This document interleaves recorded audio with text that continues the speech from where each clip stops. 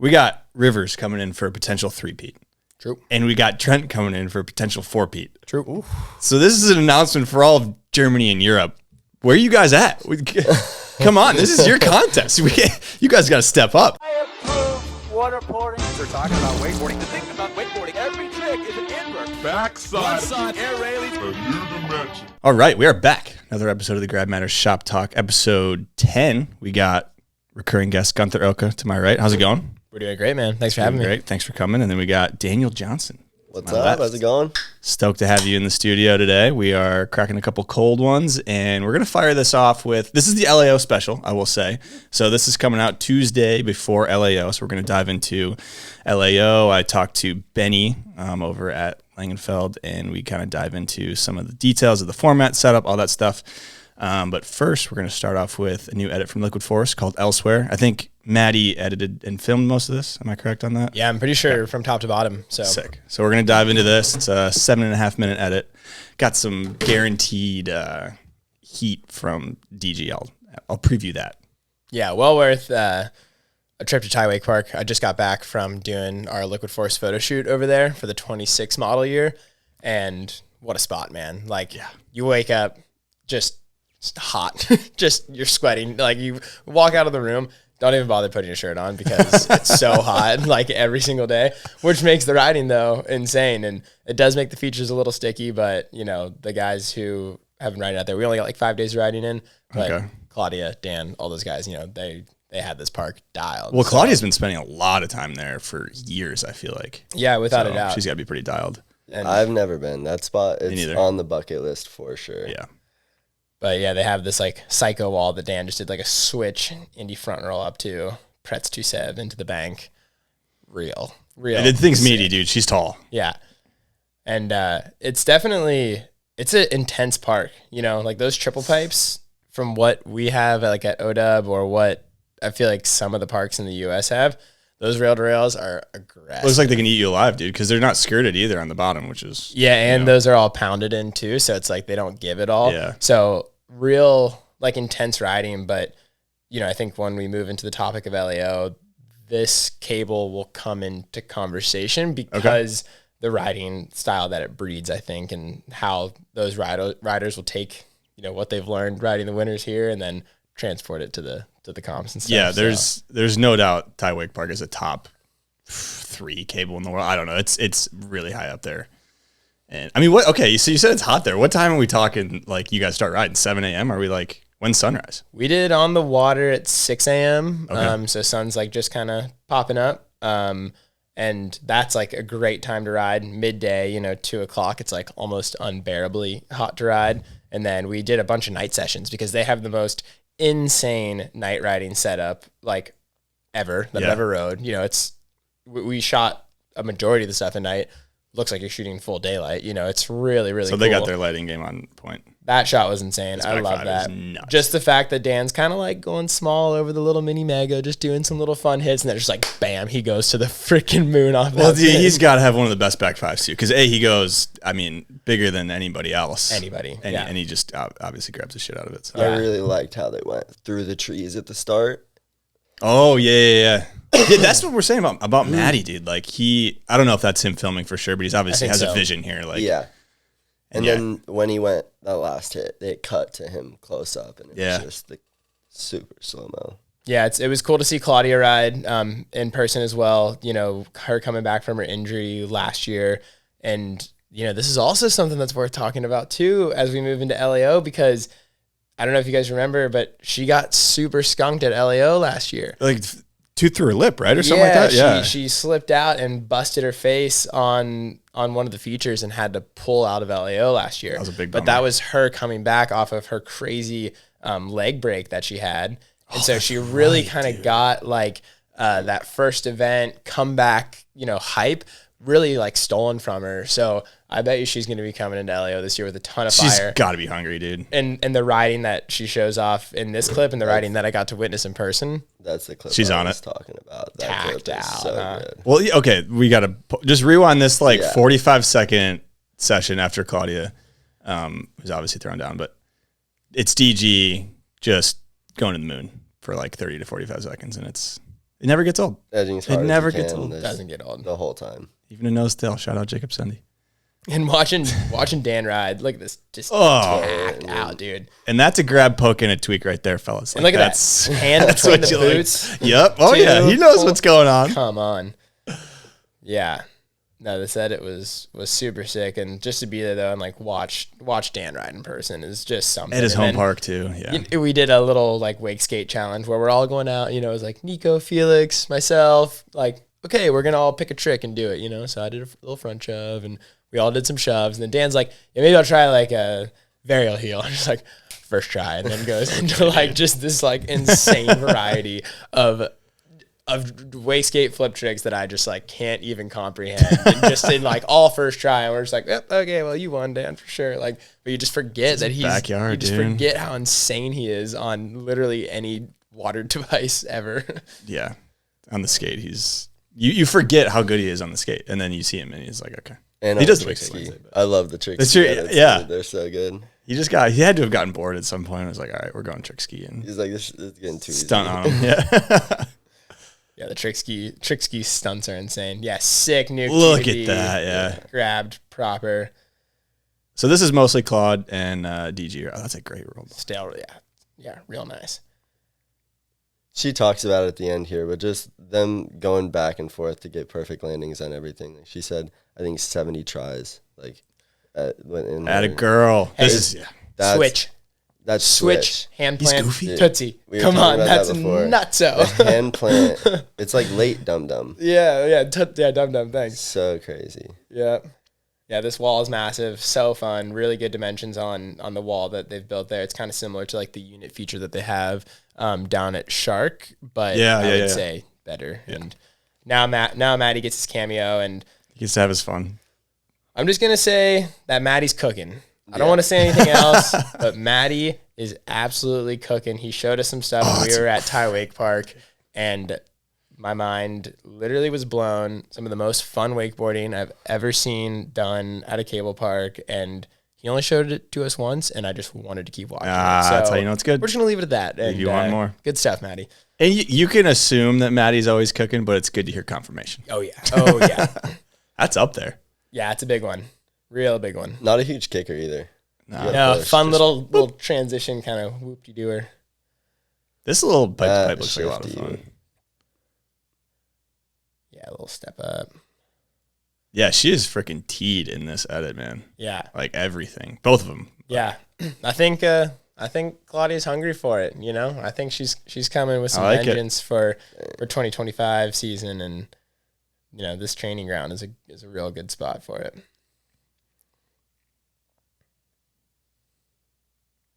Meme. So sick. I was gonna ask how to say his name. Yeah. I was gonna say it, and then I was like, I don't want to be wrong. The adaptive riders really He gets out there, dude. just they don't get enough credit too. I think, you know, it's like incredible what they do and how they do it, and like they're getting blunted, they're pressing on they're on leaning their that boards. thing, like dude. it's really cool. I know John Dryling reposts somebody who sit boards on one of his like Johnny Rockets, and that guy also, I can't remember his name, but also sends it real hard. Yeah, it's dope. Love this is it's just Front looks so seven. fun, dude. Come on. A little re-entry action. Like you just don't get that in cable all that often because the features aren't big enough. And Yep. solid edit, Maddie. Yeah. And is that his girl, Daddy? Yeah. So she helped absolutely. out. All right, sick. Yeah. Daddy Look at that's a coming little in. power couple action It right there. totally is. We Yeah. like that. Daddy's a weapon on the camera and on the board. Sick. That's ideal. All right. Well, I think we were kind of talking about it, but let's talk about LAO. So that's kind of the name of the game this pod. We're going to start off with LAO. And I don't know, you guys want to start with the setup? I mean, we were kind of looking at it earlier, and I think we do that before we talk about, you know, who is competing and what we're looking at in the contest wise. So anything stand out to you guys when you guys are looking at the setup? I know we just kind of took a peek at it, but we can pull up some picks. And all right, so the first feature, section 1, kind of similar to last year, I feel like. You know, the bump isn't in the pool, which I think it was last year, right? Yep. But there is this little add-on, I guess you could say. Which, okay, you look at this, Guenther. You're not riding this, so what are you seeing? You know, where does your brain go with this thing? Well, this one was interesting. They kind of, in the caption, I think something had mentioned that this was they put the most effort into this feature out of like any feature that they had ever built. And I think that's because they probably physically built that ledge on top of on the looker's left, like down rail. And so it's pretty similar to where they had the Nico 4 last year. I think that was kind of hovering next to it. So we'll kind of see, I guess, like what different tricks unfold on that, but it's a nice, just greasy flat bar. But the kicker in front, I think, is really interesting, and it'll help, I don't know, it'll put a new platform for the riders to just see how sendy you want to get into this, knee-deep water. So that'll be cool. And the add-on, just on first looks, I don't know if I'm sold about it, because the add-on that we have at OWC that goes into the down, pretty similar to this. Pretty similar and tricky to full pull, and so especially when you have a kicker next to it. So kicker to the add-on to the down rail is quite a handful. So respect to the rider who full pulls it, but I'm curious if that's going to be like the contest strategy. It's a low completion percentage is what it sounds like. Which is tough. I love the brick. I don't know if that's how it's going to look. I'm assuming they would if they're going to mock it up, but that's the little details that make LAO. And is that a creeper going down too? That is a creeper going down. So definitely keep an eye out for that for sure. So the kicker thing into it is, I think, the big deal with this one. So, and then all right, is this the second? I guess we got kickers after that pool, and then this is in the air trick section, correct? Yeah, I would believe so. I think it's a little bit of an upgrade from what it was last year with the box at the end. But I don't know. What do you think? I mean, if you're seeing this, are you going air trick, or what are you guys thinking? Hit this. I would. I'm not an air trick guy, to be honest. And that's a weird thing to say coming from a boat rider, but I haven't put the time into them. Like, I've definitely done some, but never put a ton of time. So I'm probably hitting this. Like, I love the landers. Landers are. It looks fun, dude. It looks like a lot of fun. And we need more landers at OW. True, for sure, facts, dude. Yeah. I don't know. Maybe I could get a back mud 5 out of there. I feel like if I took like a week, really spend some time air tricking, I could air trick it. Yeah. I'm not sure if the just like transfer to rail to lander would be the call here, but I think riding up the center and then using the safety to gap all the way to the end. I think you could probably get into some shenanigans on that. Yeah. But it's interesting how they weight that section. I think you really have to have a super standout air trick. Or something really technical on the rail, but it's cool because it lets riders play to their strengths or play to their own interpretation of the course. Yeah, definitely does. And it's also cool for the ladies too, because I feel like the ladies don't necessarily do as many air tricks as the dudes, so it's almost more variety for the ladies riding when you watch their runs. So this is the LF section. So a lot going on here. Yeah, barrels are back. Yeah. These freaking barrels. They're coming for Ryan Peacock's head. I can tell you that right now. They took him out last year. No, they didn't. Yeah, they did. No, they had him last year. And they took the barrels took Ryan Peacock out. And I felt bad because I was standing there talking to him. I was like, dude, are you going to run the barrels back after he fell on it once? And he's like, yeah, dude. Like, I got those barrels. Just full on, landed boardy, just gobbled him up. I think there's a clip of that, hey? There is a clip. There's a very good clip that Dave just nailed, obviously. But yeah, see, Ryan Peacock, please front board the barrels. So so I like to see it. I love the barrels. I don't know what the riders' thoughts are on them. I just like it because it's different. This is my kind of section. I like this. You can hop back and forth between the rails. You've got a nice bank there. You can go outside to in, inside to out, and there's a little hallway in between. True. That. Yeah. You can definitely see some guys getting creative.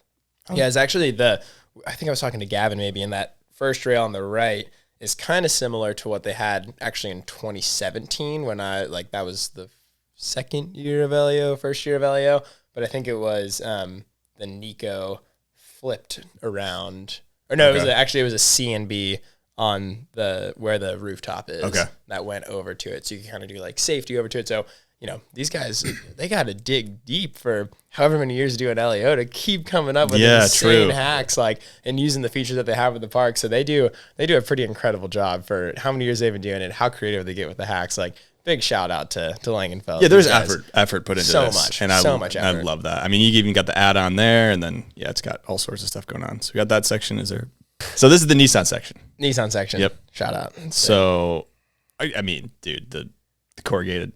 Yeah. Just looks so fun. Sounds good. Sounds good. Feels good. Looks good.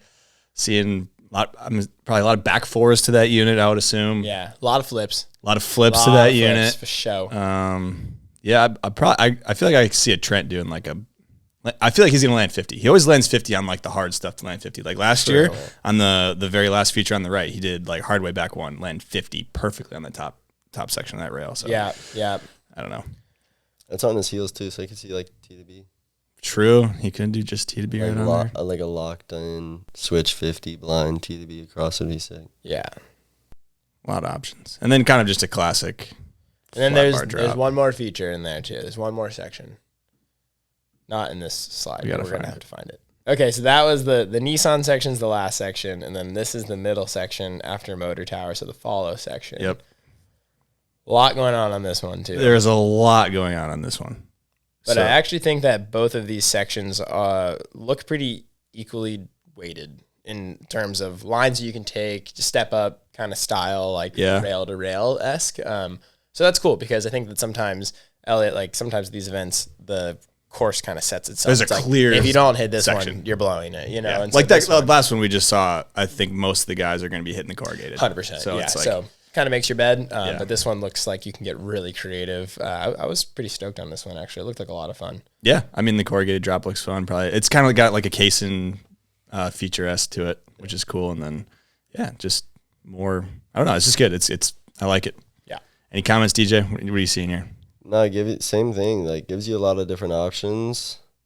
I like the drop down of the corrugated. I think when they add big pipes on top of rails, I love when they do that. Like, I think 2013 they had the unit pipe and they had it going on top of something. And they had a kicker up to it, but it was fully out of the water, so you could land down the back of it and then drop to water. And it was the one last year that had like the unit pipe with the lander on it. And the gray one? Yes. Okay, so that was last year. Yeah. 24. Yep. Yeah, no, like I love it when they do that. And obviously this comp, you don't see that many places. So to see that kind of stuff being put in is super cool. I hope we see some people go full pipe because just as a spectator, I want to see it. Looks good. So all right, leave that up to Nico or someone to just grease through that whole thing. Yeah, get a Felix front board through that or something. Yeah, all right. So all right, that's the setup. Obviously, the photos will be on the screen when we were talking about it, but I think we move into kind of the picks and previews of this. So there's a big storyline going into this, and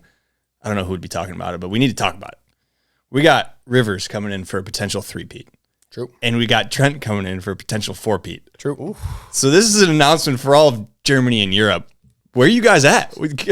Come on, this is your contest. You guys got to step up. I mean, obviously they're two of the best riders in the world, and I just think that needs to be said, needs to be talked about, because like in any wakeboard contest right now, that's not like a thing. You know what I mean? So that's a crazy storyline, I guess.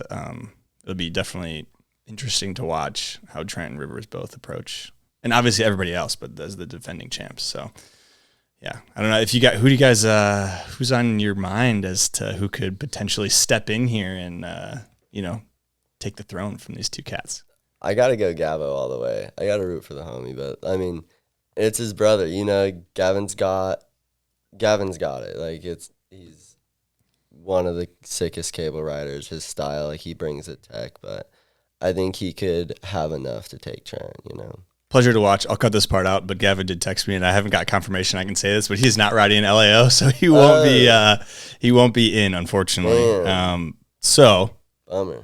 But I would love to see that. All right. So if I have to cut that out, I will, and then we'll just cut back in here. I mean, on the ladies' side, who we got on the ladies' side? I mean, I think Campbell's got a good Campbell. run, obviously, but I think you were mentioning Claudia, and I think that's a good name on the ladies' side. Yeah, she wears the Red Bull helmet for a reason. She trains for this stuff. She lives for this stuff right now, and I think she's in a point in her career where she feels like she has a lot to prove still, and with good reason. Having a couple pro models coming out and just wanting to keep pushing and elevating like where her name sits on the historic list of riders, and Rivers is not going to let that happen without a really good fight, and so I'm super excited to see those two battle it out, and I think Claudia will be extra hungry just due to like the injury and kind of her getting like robbed from the opportunity to really put it all on the line last year, and then Rivers is just going to have to keep, I think, reinventing herself, because you go to a contest and you win it a couple times in a row. Okay, how do I keep making it fresh for the judges and keep making it fresh for myself to bring something new to the table. So Yeah. The two of those, but Campbell is the local Orlando young shredder, so going to be showing her some love. She's been no doubt training hard too. There is no question about that. All right, we can run through some other names here. Courtney Angus, I feel like that's nice. I feel like she hasn't really been riding in the competitions as much, for the past few years, but sick to see her out in the mix. Oh, yeah. For sure. She's no stranger to competition. That's true. She's been there, done that a lot of times, so you can't ever count out what I would call the old dog there. Sure. She's the vet, I would say, for sure in this group. I mean, I think we got Mary in there too. She's a vet. Another name, I think Elena has been ripping too. I mean, dude, that's the thing with the women's. I feel like the women's division is, I'm not going to say wide open, but like there's a lot of names. It's super even. There's a lot of girls that have a really good chance. A lot of names. And then on the guys' side of things, obviously we got a lot of names here. I think some that stick out to me, Benny Heatley and Joe Battleday, I think are two. I mean, I just love watching Joe ride. You know he's going to do that late mountain back 9. Yep. Which will be sick. Don't count Rudy out. Dude. I put him on my fantasy, actually. Okay, you put Rudy out. Yeah. Shout out out the fantasy, Flip Fantasy. You guys sign up. The link will be in the description in the show notes. So we did a little fantasy league, and we're giving away a Liquid Force wakeboard for the first place, and then second and third get some Grab Matters merch and a unit rail. So not an actual unit rail, the 3D printed unit rail we got here. So sign up for that. But it also, once you sign up too, you keep the account for Plastic Playground, Munich Mash, and Worlds. Correct. Right? So it's a multi-stop league. So the winner at the end of all these big contests. We only picked ones that have live streams. Cool. So you guys will be able to, if you sign up for the league, you put your team in, you can watch real time as it happens. So sign up for that. Yeah, it's fun. It's just gonna be fun. It's like, and then if you join with your friends, you can bet money on the side if that's something you're into. We also got, I think Louis Egerix is a big name that I'm gonna be looking out for. Can't overlook Kieran Owens either. He won Very true. Copenhagen last year, and I can't remember who he was head-to-head with last year. He put up a damn good fight. Max Milday's back on the list. Max Milday's huge one. Max I remember that. is just a weapon. Him and Trent in 23. They battled it out. Just like that was, talk about Clash of the Titans. Like that was really, really fun to watch. So hoping that he was out with the meniscus injury last year, I think, or something. It was a knee thing for sure. He was really sick and wasn't able to compete. So good to have him back. Preston Persichetti, local Orlando kid. He almost beat me. He rode against you last year. I beat him last year, but he was ripping. Training. He's been riding all winter long and looking just super steezy and Riley Dillon been ripping in Thailand. We saw him while we were in Thailand. Yep. Is Pedro on this list? I did not see Pedro's name. Okay, interesting, because Pedro is just in Thailand and going crazy per usual with just unbelievable mind-melting riding. And Pedro is one of my favorite riders to watch. He's different, like the way he slaps the board and just trying to destroy features. It seems like he's trying to break his board and the features every single time, which is great. Love it. Yeah, there's just a lot of names on here. Obviously Trent there at the bottom. Jules as well. Liam Peacock, obviously in the mix. Yeah. So I mean Leo Gatti. I don't know. I just feel like you go off and just. So all right, we won't dive too much deep into that. But if you guys want to sign up for the Flip Fantasy League, go ahead and do that and pick your teams. Get that put together before Friday. I would assume is when you want to get that done by. I think we dive into the LF'n Wheel of Questions presented by Liquid Force. So if you want to go ahead and grab that down, Guenther. The LF'n Wheel of Questions. Okay, let's go. And we're going to pair this up with a milk chug. So this milk chug is actually sponsored today. You're on that side. It's a sponsored milk chug by Guenther's wife, Megan. I wasn't going to know if I was going to say Megan Oka or Megan Ethel, so I just said Megan. But she Venmo'd me for the So this is a serious sponsored segment by Megan. So Liquid Force likes to make wakeboarding fun, and we're going to make this podcast a lot more fun right now by doing the LF'n questions and chugging some milk. So I think we spin it, and then we get the milk kind of fired up here. So go ahead and spin that wheel, Guenther. You'll spin it once, and then we'll all answer. So we got some classics on there: make a movie, steal a trick, all that stuff. I don't know if I've had the pleasure to spin this thing yet. That's right. I'm gonna rip this thing. You should. Yeah. People are worried they're gonna break it, dude. This thing's been to Germany and back. There's a bolt on the back. I had to tighten that thing, dude. Here we go. Give it a rip. Oh, that's no joke. That's a lot of rotos. What do we got? Steal a trick. That's Steal a a good trick. one. Oh, I did have this one last time though. I didn't physically spin the wheel, but in the last shop talk, Well, I do you did want get to this do one. You want to do a different one? Then? Or I mean, we should do steal a trick because you probably got a good one, I would imagine. I'll steal your switch toe like super off 1-to-1. Ah, cool. I tried that one and like figuring out the axis for that is like funky. Rad. That's a funky one, but Rad. it looks so sick, and the way you can just hold the grab all the way through, and then the grab kind of locks you in to go blind. So there's a caveat That's to a the steal a proper- trick. That's a proper. And You then- literally steal it. He doesn't have it anymore. He Okay. can't do it. That's you even better. took it from him. Yeah. What? Oh, really? That's how. Yeah, that's the caveat now. Okay. I don't want to see it anymore. Yeah, it's only you now. You take it from him. Oh man, I'm gonna go Joe Battleday back 9 because I did lose that bet with Gavin. Then I got to land it back 9 before the end of the year. Are you gonna late melon it like that though? Oh yeah, that's the late. When I do it, I'm not gonna late melon it. But if I could steal it, I would have the late melon in it. So that would be my go-to. That way I can kind of check 2 things off the list. I have faith. I think you. You think so? I don't know. I did back 7 the other day, and Not it's feeling so far from back 9. It's not even close. But we'll make it happen. Might not be pretty. We'll make it happen. Nice. What do you got, Guenther? I just rode with Sam Brown and La Familia squad yesterday. It's probably a laundry list of things you could steal from that guy. That's kind of where I'm at, dude. I'm like, oh my God, because just you just watch some. I actually stole like Harf's Blind Pete last time. Okay. But like Sam's Blind Pete was like also same trick, different guy. insanely. It was just like the wake kind of crumbled on him.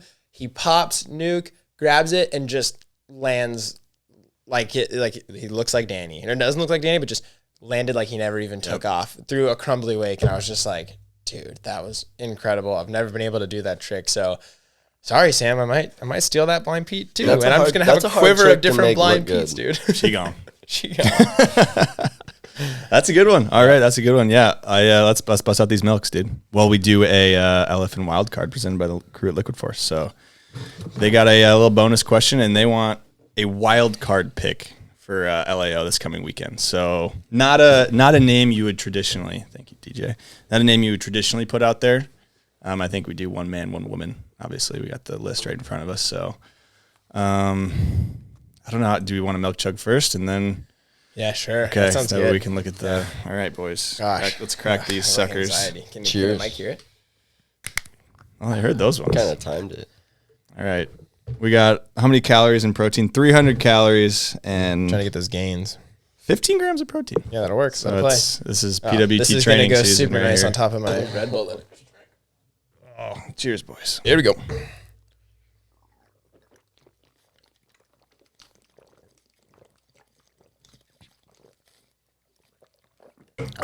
Thank you, Megan, for that. Oh, we got a 1. We got a 2. Oh, I Guenther's almost struggling. had Nah, bro. He's struggling. Oh, he's got it. He's got it. There you go. You just had to set it down for a second. Those are all respectable, though. We That put was them the- down. I mean, that's a pint. That's a pint of milk. That was scary. I was kind of nervous. Going that. I got a brain freeze You did. almost. Yeah. When you so walked in.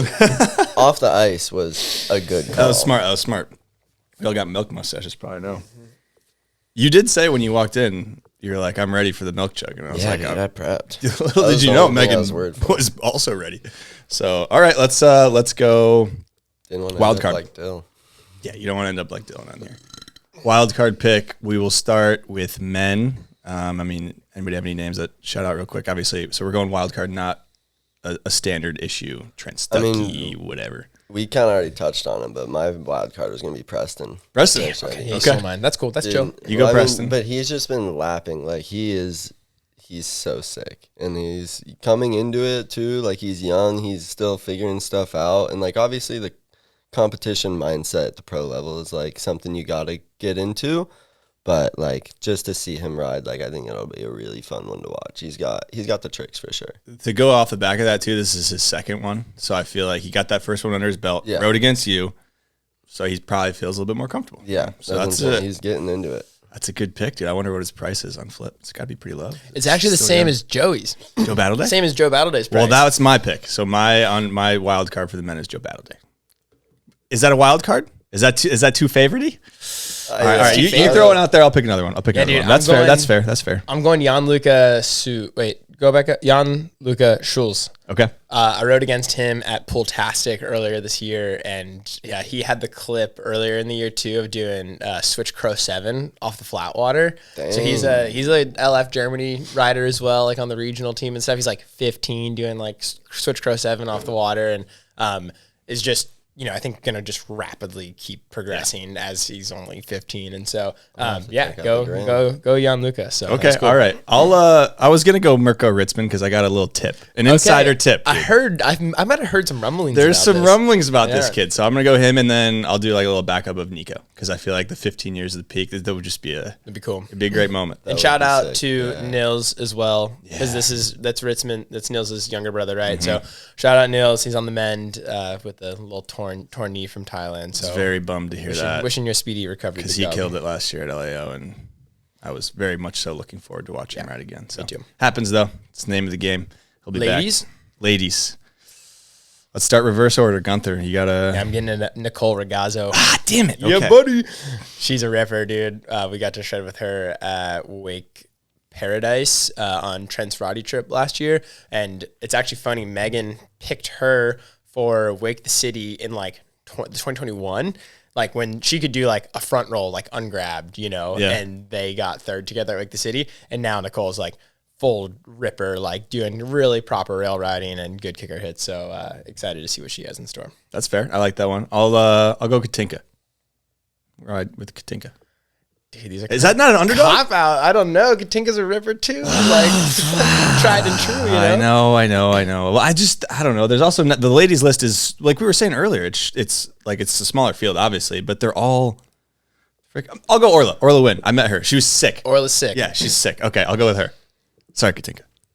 I can help. Is Campbell? I was gonna say Campbell. Is Campbell underdog? She's a favorite. She's a favorite. Okay, I would say. Yeah. She's top 5, I would say. Because I'm not completely familiar with the entire list. That's fair. That's fair. Go full bottom. I mean, yeah, go full bottom, Victoria. Vanessa. Oh, Vanessa. Vanessa. Not full bottom. I didn't say it looked like Vanessa. Yeah, Vanessa. Yeah. It doesn't show on the TV here. Titorelli? Yeah, Vanessa Titorelli. But Victoria's below her. I know Nicole though. Is Nicole somewhere? Is Nicole? That's who I picked. Yeah, that's who he picked. That was a good pick. All right.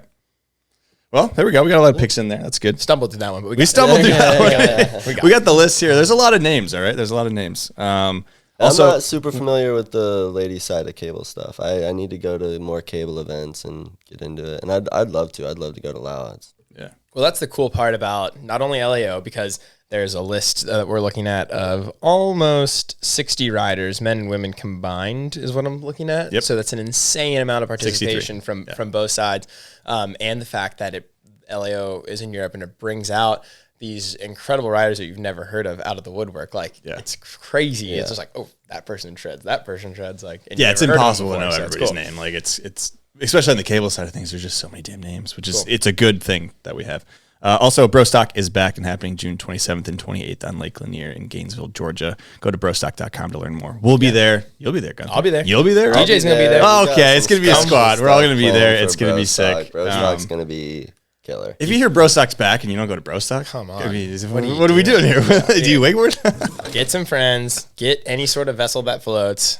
Come to Lake Lanier. Any vessel that floats. It doesn't even matter. It can be a boat. It can be a freaking sub. It can be a magic carpet raft thing. Like, just get out there. Let's do it. Yeah, 100%.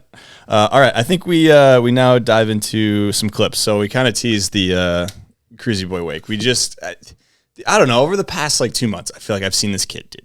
Well, I was just with him in Thailand. He just pops up, dude, and he's like, it seems like every week he's doing just something crazy. Like, and I don't mean to sound kooky, but like, he's got Pete 7, right? Or is it Switch Pete 7 that he did? Switch Pete 7. Yep. Switch KGB 5. Switch KGB 5. Regular KGB 5. And we're talking stomped. We're not like, there is no butt checks here. There's like, he's not pre-spinning. Like, look at that. Youngest rider to land a double flip. Is he? Right? He was at Worlds in 2023 or 2022. I remember that. And the story that I was told is that the judges, he was out there fluffing for the pro division. On the last lap, goes and chucks a double cab, gets like smoked, but was like really close. Yeah. And the judges were like, send the fluffer back out. We need him to keep spraying rails. And but just so he could try it again, goes out, stomps double cab in front of everybody right before the pro division starts, and it's like everybody loses their mind. That's a good moment. Shout out judges. Shout out judges right there. That is so sick. But, that is a good moment. I just spent the week with Cruzy Boy in Thailand. He came up to shoot like the ground boards and stuff for Liquid Force. Really cool kid, really cool family, and he has got an incredibly bright future. Is like an understatement. He's like going to be a supernova, dude. Well, he does ride boat too, right? I was going to say he's crazy. Like rips behind the boat too. Okay, he charges. This is a little Harley Clifford action here. I think something going on. So I don't know if this kid's actually like 20 years old and he just has a growth like a spurt or something like that that's coming, but he's so good. So we had to give him some love there because he's just absolutely ripping. We got I feel like Trent also, I mean, I don't know, I don't want to like just glaze all these crazy riders, but like Trent also in the past couple months has just been filming at ODub and just doing mental like tricks. That double grab back mud 5 was a piece of art. He's doing a lot of crazy stuff like this little rewind action just super late. So I don't know, a lot of good wakeboarding going down, dude. Really good wakeboarding. Yeah. Insanity. Really good stuff from La Familia too. The boys just kind of posted a couple. They had been a little quiet, I think, and then they just went and posted like Luca back 10, Sam double mob, Ty double KGB. They'll just drop like a little carousel post and it's just all heat. Yeah. Which is crazy. Luca's back 7 to front 1 where he like brought it back to 5 was sick too. That was creative. I like that. He did it on my new pro model for 2025 with Liquid Force on the Ethos. Yeah. Luca was out there throwing down on that thing, so I was pretty pumped to see that. That's Luca's sled of choice this year? That's what he's riding with? Yeah. Ethos? Yep. I took a set on the Ethos the other Did you get one? Yeah. Well, Steph got one in accidentally. Nice. And so we took a set on it. It was a little small, but. Cool. Yeah, it looks like a fun board, man. Real Definitely. Fun. And then obviously, Ty High, I'm just grabbing this thing for like a ridiculous amount of time. Beauty. Yeah, that's gonna be lethal at Pro Tour this year. Gotta have us all sweating. Yeah, that's gonna be fun. It's okay. So this is one thing I did want to bring up. So you rode LAO last year, Guenther. Yeah. You're doing PWT this year. Yep.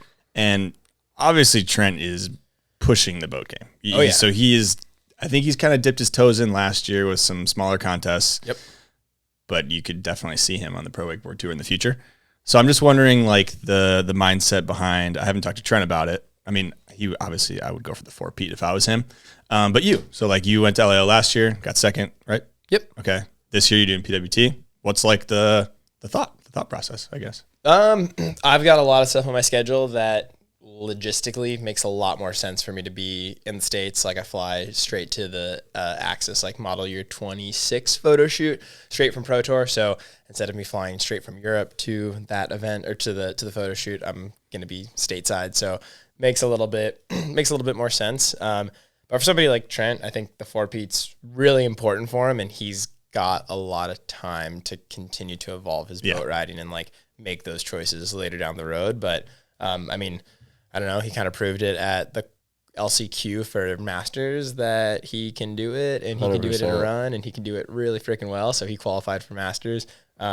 So yeah, pretty sick stuff. He puts in the work. He's out all the time with Max out on Conway. He rides a lot. Yeah, I also just like watched him at OWC yesterday as he was ready to depart for LAO, and it was just, you boys better be ready because he was just doing some insane stuff. So definitely he's on my fantasy team. Dialed is a word that would be very apt for this situation. Yeah. So I was just curious on that because I mean I feel like some people need more, like they want more reason as to like why you're doing this contest or why you're doing that one, but like you don't need to make excuses for contests you do or don't do or whatever. Like you do what you want to do and where you want your summer to go. Like they're fast summers full of events. So just curious on that. That makes sense. So. Yeah, logistically, I wish my schedule allowed for me to go to LAO because I'm like totally devastated to miss it because it is a fun event. The way that the whole crowd and the community just comes together so much. It's a really, really special event. So I was actually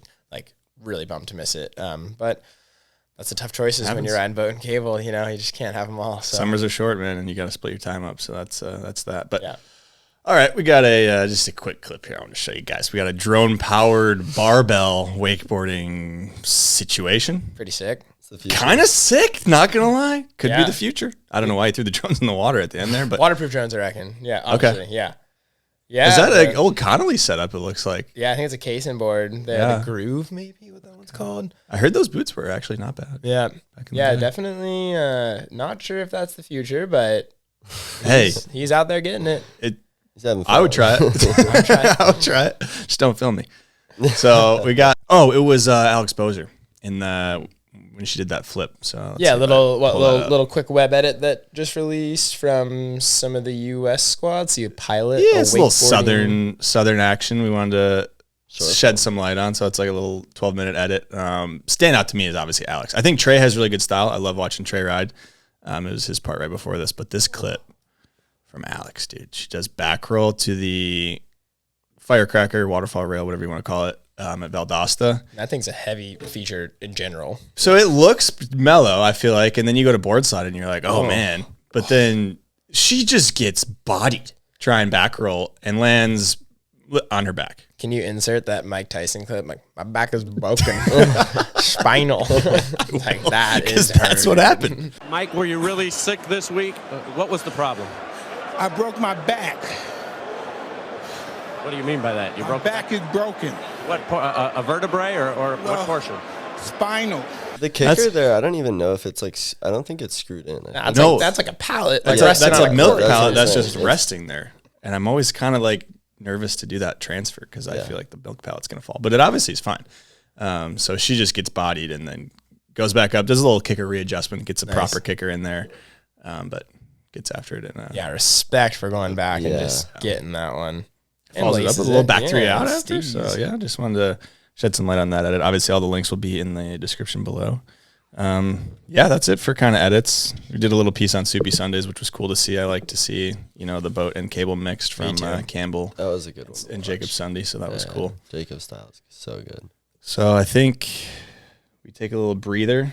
All right, and now we're going to take a quick shift and get into an interview with Benni Suess over at Wasserski Langenfeld in Germany and dive into some more details about the event, the format, the history of Langenfeld Open, why they put the contest on, and a bunch of other things with Benni. Great chat with him. I appreciate him taking the time.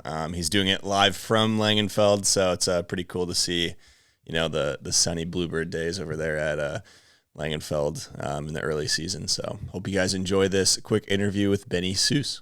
All right. So I guess let's start it off by just doing, a brief history of LAO because it's been going on since 2019? Am I right? Actually, I think it's 2017 was the first time we did LAO. It was a couple years after the last Wake the Line because Wake the Line was just 20 minutes from here in Cologne, and there was no possibility at that time to make it happen again, and so we thought we had to do something for the sport, something new, to give it a new push, and that's where the idea came from. Okay, so it's kind of like there was a missing piece in German competitive wakeboarding, and it needed to be filled a little bit? Yeah, I would say... like my brother and me, we talked often about it in the last 20 years because the last really big event before LAO was, I think, 2005. And then Wake the Line happened quite a few times, and we said, that's hard to even top it, to do it better. And we said, hey, that's the best wakeboard event possible. And then after that, we thought, okay, where's the chance to do something special, what nobody else can do? How can we push the sport forward? And then my brother came actually up with the idea, hey, let's use the wave breakers, put it into the course. And then the idea came, hey, let's do something just for one day, but only, the riders can ride on that special day. And pretty successful for us, and I think for the sport as well. Yeah, okay, so you mentioned the wave breakers, and this is something that I wanted to ask you about, because you guys put a lot of focus on, I would say, the aesthetic of the course layout. Obviously, the features you guys custom do and the hacks and all that stuff are, elevated, but I want you to talk about the aesthetic, I guess, the look of the course, because it looks beautiful, right? You put planters in and stuff like that, and I want to know, kind of know your guys' mindset behind doing that. Yeah, the idea of the wave breaker is actually... couple of years older already. We developed them with Unit together because we wanted to have better quality of riding. the more features you put into a lake, it gets choppier, you get backwash, from all the features. So we developed the wave breakers, and then we thought, hey, how can they look cool? Can it look even better? And then we put grass into it, some little trees, and right now I think there are two reasons for putting the wave breakers into the course. Is the aesthetic one, that it just looks better. There's something green. It looks like closer to the shore maybe. But on the other hand, the consequences. I mean, you have to be really sure what you're doing, and that makes it kind of risky sometimes. We had some serious crashes. I think the second year we did it, I think Max Milde crashed into one wave breaker with his butt, and really, he couldn't walk anymore. Yeah, so it's looking nice, but it's kind of risky at the same time. Yeah, I mean, I like that element too, because I feel like a lot of contests at parks are, just the unit rails, right? There's nothing else going on. And you guys do, speaking of consequences, last year you had the barrels, and I think the barrels are coming back again this year.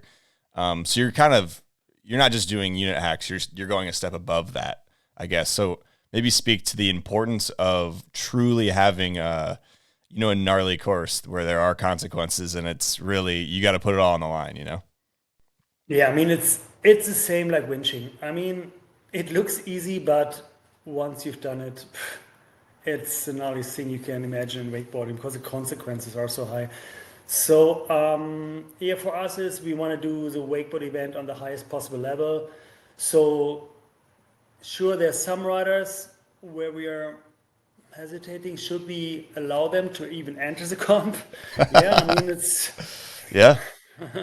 Sometimes we really talk about it. Who is this rider? Maybe too young, and we don't want to be responsible for a really heavy accident.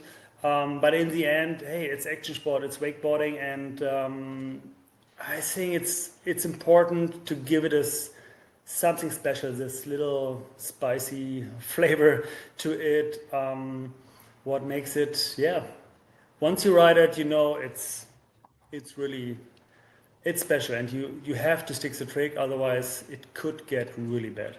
Yeah, and I agree. I love that. As a viewer of the live stream and in person too, you're locked in when you're watching, because like you said, I mean, if things do go wrong, it could go very wrong, but it also is a big reward, when you do put down a line, on a run. So exactly. Speaking of like lines and runs, you guys focus the event on basically not half the cable, but the one side of the cable, right? So you have the pool hit, jumps, air trick, or a feature you guys have, and then some more rails after that. I guess, what was the decision behind saying we're not going to do a full cable lap, we're not going to do a back line, we're going to do this very specific part of the park, we're going to put all the best rails we have there? Yeah, like, what was the mindset behind just doing that? Just actually pretty simple answer. It should be really close to the spectators, and you can't see what's on the other side of the lake. And the other thing is, I mean, we have, I think, 7 tricks, right? We have pool, kicker, air trick, or this other hack, and then 3 more. So it's 6 tricks, basically. And it's already really hard to judge it, because one guy does a huge pool trick, but misses kind of the other section, for example. So it's really hard for the judges. The more tricks you put in, it's hard to judge. I mean, for us, always wakeboarding was you have kicker, you have rails, and then sure, kind of air tricks at the cable, because there's something special for the boat. And like you said earlier, I mean, even units have been building these super safe features for the daily customer, but David and the crew are really happy to put something in what is special, and because it's necessary for the sport. Yeah, totally agree. And so I want to come back to the setup a little bit, because you guys when is the setup put in and when is the setup taken out for this custom Langenfeld Open setup? So right now, 3 or actually 4 hacks are already in the cable right now. 3 or 4 sitting on the shoreline, which are already a little bit too dangerous for the public, for the open public.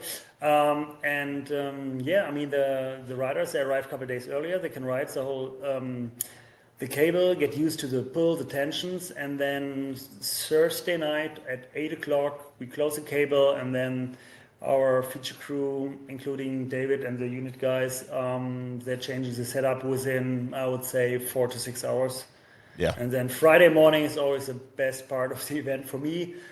To look at the lake, to watch the whole setup finally float, that's really gives you goosebumps. Friday morning. Yeah, everybody getting their first laps on the full complete setup. It's got to be pretty wild to see how everybody attacks it, That's the first couple laps are really interesting. How do the gaps work? Nobody have ridden it before, so yeah.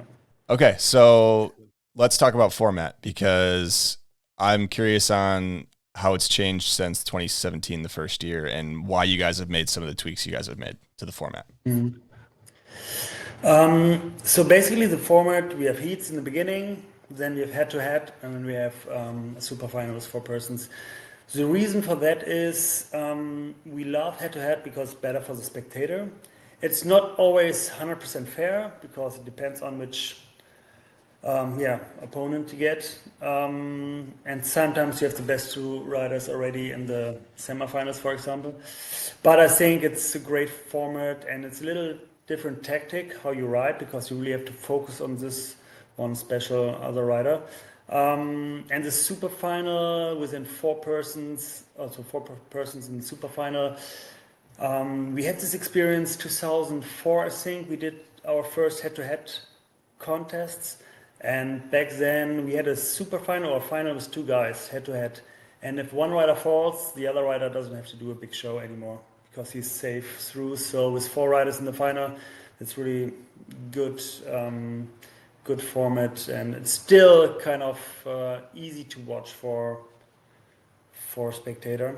And actually we didn't change it that much through the years. This year we reduced the amount of riders a little bit, so it's we have less riders entering the comp. I think we have, six persons in one heat in the beginning, not 7 like it used to be. So we want to give it a little bit more time through the event, some more breaks. But still, the level will be high. The best riders are there. So yeah, definitely. Yeah. And I think the way you guys do it is really interesting, because you're kind of getting the best of a bunch of different layouts. So you got layouts for in terms of the format. So you have the first heats of a lot of people, then you have head-to-head, and then you have a super final, which is like 3 different contests in one, kind of was how some people do it. So it's really interesting, and the super final is super easy to understand as a viewer of, even if you're not tuned in with wakeboarding and all that stuff. It's 4 people, you're battling out for the top 3 spots, and it's 2 runs, right? Yeah, exactly. 2 runs, best counts, 2 tries. Just put it all in. That's it. Yeah, and so I kind of want to go into the live stream a little bit. So you have Dave AV on the drone, and then obviously the commentating crew is legendary, to say the least. They've been around for a very long time, both on site and on the live stream. So I guess kind of touch on a little bit the importance of doing the live stream, because they're not cheap to do, especially when you have the best in the game like Dave. So just touch on, why you guys decided to do that, because it's not cheap. We want to have an impact on the whole wakeboarding world. We're not doing it for our crowd here, regional, West Germany. Sure, there are people coming for watching from even other parts of Europe, but there are only, in my opinion, 2 or 3 contests every year, and we are part of, that are really big, where the whole pro scene comes together. The guys from Lithuania do every year a great job. Then Stuart does a great job in London, and sometimes there's a contest here, maybe Italy, like Wakes the City last year in the US. But we want to open this contest to the whole world, and like you mentioned the names. Dave, then Matt Crowhurst, then Clint Liddy here on site with Tom Fanauer together. Without them, the contest wouldn't be the same. We need these guys. We told them, hey, we have to do something for the sport. They really love it. They're super excited to come. And imagine without Dave, not flying the drones. I don't know who else who could do it that good. So He is the guy, man. He is the one. He You know, is. there's good drone pilots out there, and then there's Dave. Yeah, definitely. Dave's the guy. And then there's Dave. Yeah. All right. So you mentioned, you guys get a lot of the best riders. You know, if you look at the riding list, both on the men's side and on the women's side, there's not a lot of names missing from that list that you're going, oh, they're not here. So how, I guess, do you get those guys and girls to come? Because it's mid-May. Some wakeboarders are softer than others, so it might be wetsuit weather for them because the water isn't quite up to temp. In some years, it's a little bit colder. So I guess, how did you get the community of the pro riders to be like, all right, this is a big contest, we're going? I think we made a name now through the years with our contest, but I think it's always important to really treat the riders right. I mean, we used to have contests where we've had like physiotherapists doing massage to riders and stuff, I mean, we used to have this, and sometimes it's not possible, whatever, but in the end, I mean, make it fair. I mean, you pay entry fee, you get riding, you can ride before that, you can ride the setup. I mean, people are asking us to ride the setup if they can buy a ticket, And I mean, we do a riders barbecue, they get lunch and dinner during the event, and we want to treat them fair, especially that's not the locals get they get an advantage compared to other riders that just arrived one day before. And I think the riders reward that. I mean, they're happy for this event. Sure, we have these discussions Nico mentioned this 2 years ago. Hey, we need more prize money in the sport because we used to have more prize money. But in the end, this contest, I mean, it's different to other contests maybe. We're not making money with it. We're putting money in and we do it for the sport. We would love to give out more prize money. But in the end, then what should we do? Should we put the live stream? I mean, quit the live stream. And I think this gives the riders worldwide a really good platform, representing their sponsors and their riding. Yeah, so that's the idea about it. I mean, sure, if a big sponsor comes around, but we are pretty happy. The sponsors we have, they're into the sport. Even Nissan, the guys from Nissan, they're into wakeboarding. We guys know the guys personally, and they understand what we're doing. They're giving us all the freedom. It's not a sponsor that says you have to do this, you have to do that. So I think that's the reason why LAO is what it is today. Yeah, I mean, you mentioned Nissan, but let's run through, give some love to the sponsors of the event. Who else we got? So we have representing sponsor Liquid Force. They're really helping us, also promoting the event online, and sure, they're giving us some help on the prize money. And then we have Follow. I mean, I know Steve for so many years now as well, and he said, okay, if I do one event, I want to do this one. So really happy on this. And Nissan is, we know one of the sales guys from Germany. They're really into wakeboarding. They love wakeboarding. They have their own boat. They hit so many cables during the summer. So they love wakeboarding so much. So he's coming up to me already in fall. Hey, Benny, what about LAO? I can sponsor you again. So I don't have to ask him. Yeah. He's asking me. So that's awesome. Yeah, it sounds like a solid group of sponsors that understand the vision, understand what's going on. And that's really what you're looking for. So we were talking about locals. Nils last year at Ritzman.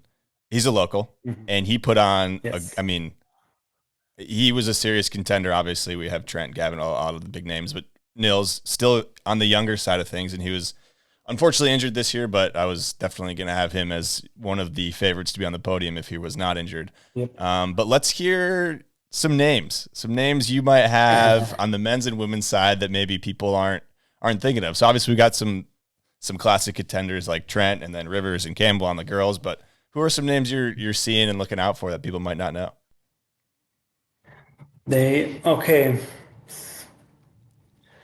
I have one name. He might put on a big show. If he puts it together, he can be up in the super final. He's just 15. His name is Jan-Luca Schulz. Okay. I don't know if you heard of him. He's IWWF world champion in under 18, but he won the title with 14 years last year. So it depends. It's first big contest. Yeah. Then, sure, there's some other young riders like maybe Preston and sure, the young riders, there's always, if one puts a run together, that it can happen that they end up really high. Let me think. I mean, many people know the big names. Benny Heatley, for example, happy that he's back. He was here 3 years ago, already doing doubles on the kickers. So last year couldn't come. Let's see what he's up to. We have some local names here. We have a new local rider, Ben Riemann. Nobody heard of him, but yeah. Okay. All right. I like that. I like some of the sleeper, the undercover names, people to watch out for. Yeah, of course, yeah. You never know who's going to make it through. So I think in the men's field, nothing is safe. Maybe Trent, but Trent, Joe, and some riders. But on the girls' side, it's. I think the girls' side this year is going to be. I mean, obviously the men's going to be entertaining, but I think the girls' side is. There are so many names you could put out there that are capable of winning. Obviously, Rivers is probably the favorite coming in, and just because she's won 2 in a row. So I want to talk about that. Actually, we've got some big storylines going into this year. LAO. We've got Rivers coming in for a possible 3-peat. Trent coming in for a possible 4-peat. When is Europe going to take back their premier contest to kick off the year? Okay. Yeah, I don't know. We should change the format so Trent doesn't win all the time. Oh man, he's just up there. I mean, so much respect for his riding. I mean, on an athletic way. Sure, we can argument on how should rail tricks look like. I mean, should they be super technical or sometimes just better clean and pressed all the time? And this is subjective judging. But in the end, on the athletic part of wakeboarding, he's all his air tricks and his tricks, I mean, switch Pete 7 off the kicker on lock. Last year we saw him fall on it in the super final in the first run. Yeah. Boom, comes back, stomps it. Yeah, super strong with his mind, I mean, but in the end, okay, we had the Brexit, but the Brexit boys could. That's true. That's true. Maybe Liam, That's true. Kieran's in there too. Kieran Owens. Kieran Owens will be there. So there's anything can happen. That's for sure. Liam. Yeah. So all right, before we get some more details and live stream details and wrap this up, judges. So who do we have on the panel this year for judging? We have Andy Kolb, always our chief judge. We know Andy now for 25 years, I guess. We trust him. He's probably the best in judging for the last 10 years. And we have John Dryling coming over. So obviously John still riding on the highest level, but so he knows which tricks are hard, what is really gets a lot of reward and a lot of points. And then we have, I'm missing the name. Is it Maury? Is Maury in? From Italy. Is Maury? Is he doing it? Morassi? Wake skater? Actually, we're blanking on the third judge. I don't know. I'll insert the name in here after. Yeah. Okay, we'll bleep it so they don't know. All right, so let's go kind of some details. So if you're in person, what's the deal? How do you what do you need to know? And then obviously live stream, kind of what times are we looking at? I'll put on the screen for the viewer, but okay. Yeah, we have some schedules actually on Instagram, but no, the contest starts 9 o'clock in the morning with the heats, the first round.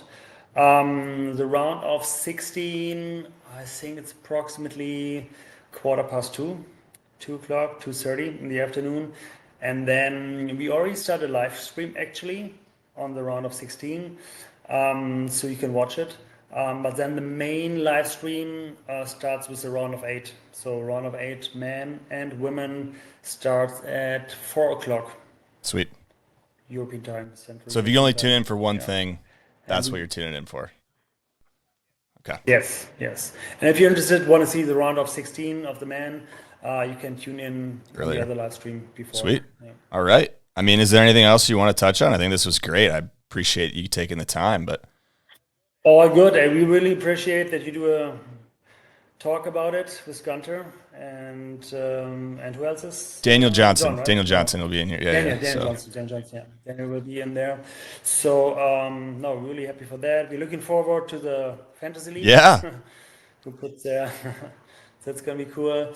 No, we're really excited. I was this morning. I was at the lake. So many other guys, employees. We were running around, saw in the judge tower, seen the hacks, and they thought, oh, we're so excited. Next week. Only 7 days left. So it's really. The countdown has begun. Really looking for sure. forward again. I think for the viewers, can you pick that computer up and go show us your view right now? Because you're in what looks like a boring white room. Actually, this is gonna be the corner where Matt will sit for the Oh, cool. stream.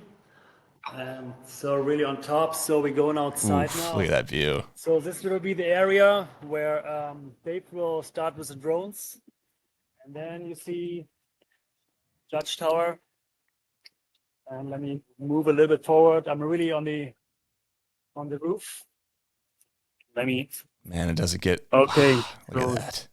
Yeah. Bluebird. So one hack is floating over there already. Seconds. But yep. Getting dialed in. I love it. That's it. I love Couple it. days. See you down We'll there. be there soon. I can't wait to take some laps and then watch the action go down. So yeah, I appreciate the time, Benny. That was great. I'm looking forward to the event. All the listeners, obviously, make sure to tune in Saturday to the live stream. But besides that, appreciate it, man, and I can't wait to see you over there.